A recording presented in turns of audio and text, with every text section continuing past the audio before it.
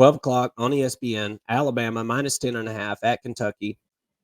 The over-under set at 48.5.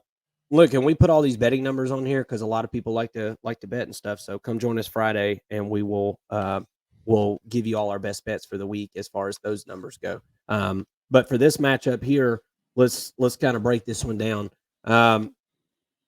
This one is teams that I feel like are kind of alike, but you just got like an Alabama light in Kentucky here, just not as talented, right? They want to run the football, want to stop the run, want to strike downfield. We've only seen Devin Leary really have one game where he was able to light it up down the field, and then it seemed like last week against Mississippi State it was kind of back to normal. Although they didn't need to throw the ball, they ran for about 300 yards on Mississippi State, and then we see Alabama in the second halves of these big games. Man, they've piled it on. And that's what really good teams do. They win in the third and fourth quarter. What's your thoughts on this one? Is this a sleepy spot for Alabama rolling into Kentucky at noon? It just seems like kind of a sleepy spot here. I feel like in a weird way, like that number's already baked in though. To me, I think that Alabama's really playing their best football on the year. That was certainly their biggest win on the year, and 10.5 points to me is probably not enough. I'll give you my prediction on the score at the end of this, but yeah, as I mentioned, Alabama's kind of rounding into form nicely at just the right time. Jalen Milroe proved that he can win big ball games with his legs if you give him the space to run, and their defense really showed up as well with some big stops against one of the best offenses in the country, if not the best in some ways. Certainly once they took is it Jaden Daniels? Yeah, I get Jalen and Jaden Daniels confused, but yeah. Jaden Daniels, when they took him out, obviously things got easier for the Tide. But that whole second half, even with him in, they were getting stops. And that was really impressive to see. I think that, Alabama has had a good defense this year, but if you look at their last few games, when's the last time they held anybody under 20 points, and so it's a little bit uncharacteristic for the Tide. And that's against like teams like Arkansas, that they're giving up 21 points. So it was a good outing, I think, to hold LSU to what they did, and to hold them under 40 points, I think is a win for any defense. So to me, I think Alabama is rolling right now. It's a scary sight to see, but Alabama's in it year in and year out, and I don't know why anybody would think that they wouldn't be in it by the end of the season, but we did. I did also, and here they are. I think they wouldn't be was that South Florida game that threw me off, dude. That threw me off with this Alabama team. But that was a long time ago, wasn't it?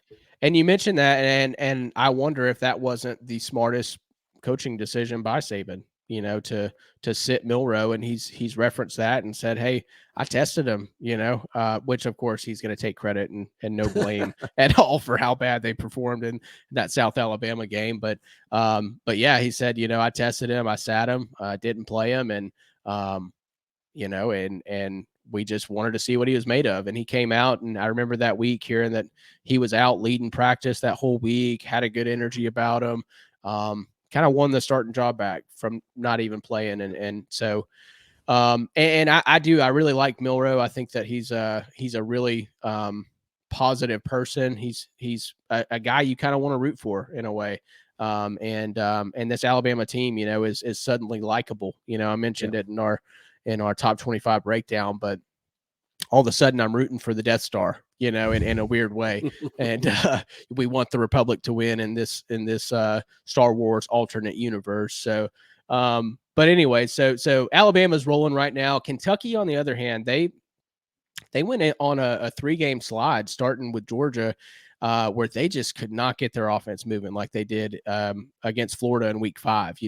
We saw what they did to Florida on the ground, over 300 yards. And we thought, wow, this is one of the best Kentucky teams we've seen under Stoops. And that just wasn't the case. I don't know what happened. Georgia just seemingly broke the Kentucky Wildcats. But last week, what's good when you're sliding on offense is to face a Mississippi State team. you know, and that's what happened. They beat Mississippi State 24-3.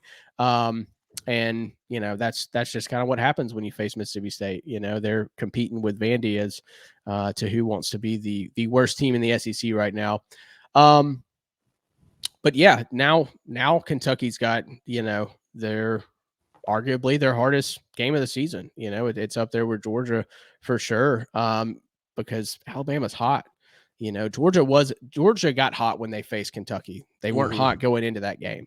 Right. So I think that when you break it down, though, statistically on the year, Alabama and Kentucky are averaging about the same amount of points scored and about the same amount of points given up.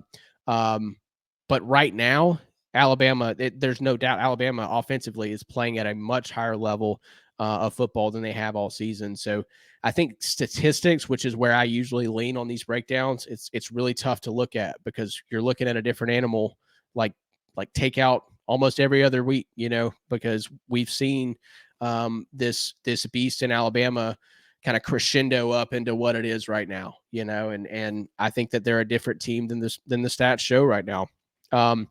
Offensively, defensively, you can look at that and say, yeah, they've been kind of the same all year for the most part. And they've actually been pretty pedestrian at stopping the run. On a per attempt basis, Alabama has given up 3.52 yards per attempt, which is actually more than Kentucky's given up at 3.37. So by Alabama standards, I think that that's pretty high. That's a lot of yards per attempt for rushing the football. And we know that Kentucky is really good at rushing the football. Teams are starting to catch on to that, though, and that's kind of where I think Alabama is going to be able to stop them with that front seven that you mentioned earlier. I think that Bama can load the box, and if Leary can't go over the top and make Alabama stay honest, it's going to be a long day for Kentucky. I'll tell you that.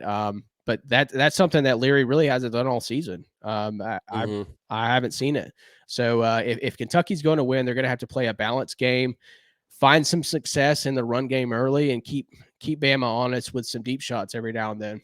That's really the only way that I see them winning this game, and they're going to have to get some turnovers on top of that. So I think it's going to be really tough for Alabama. For Bama, I think that they just have to play mistake-free. Magic Man, you see his comment there, and they do control their own destiny. They don't have to. They do control their own destiny for sure. And I think that Bama having the most talented roster in all of college football still, statistically, there's no reason for them not to win this game and really every game moving forward, but specifically against Kentucky. All they have to do is don't turn the ball over and limit the penalties. Bama, for whatever reason, for the past 2 seasons, they just play undisciplined football. I don't know what's going on, but that's not going to beat Georgia. You could get away with some bonehead plays and penalties like that and beat Kentucky, which is the game we're breaking down. But eventually, they're going to have to tighten up, and they just can't have it happen too much. That's what happened last year against Tennessee. They had like 135 penalized yards. And against Texas this year, they had a lot of penalties as well. That's the recipe for Bama getting beat, is when Bama beats themselves a lot of times. Rarely, does a team just beat Bama, and it's really it's hard to really think of a team just beating Bama other than 2021 Georgia in the national championship, Yep. But yeah, ultimately, I don't think it really matters much how disciplined or undisciplined Bama plays. I've got them winning this one on the road 30-17. Yeah. Yeah, and I like that score prediction. Now, I will say this. Georgia was able to murder Kentucky by being able to throw the football. And I don't think you're going to win it solely by running. Is Milroe going to be running the football in this game? That obviously makes a big difference. It seems like Alabama, they knew Milroe could run the ball the whole time. They've chose not to run him for a lot of the season. And then last week, I feel like maybe Alabama felt like it was a game that they needed that spark. And maybe they did. But letting him run was a big spark for this offense, as obviously he had 4 touchdowns, and he's a very talented runner. Reminds me of Jalen Hurts running the football, to be honest with you. Very, very powerful runners. But is Milroe going to be able to throw them to success in this game? That was one of the worst defenses that Alabama's going to play this year. Yeah. Was what they played last week. So I think that's probably top end of what you're going to see out of this Alabama offense. That's right.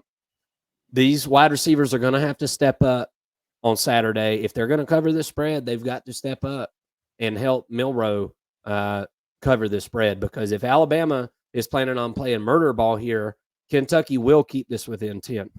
Okay. I'm probably not going to bet on this one on the best bets because of that reason. Looking at it on paper, give me Alabama minus 10.5. But I'm telling you right now, if they think they're just going to go in and run the football here and win this game and cover the spread, I don't think they will.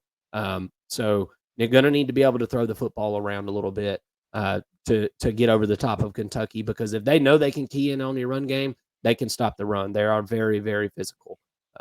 Always very physical every year.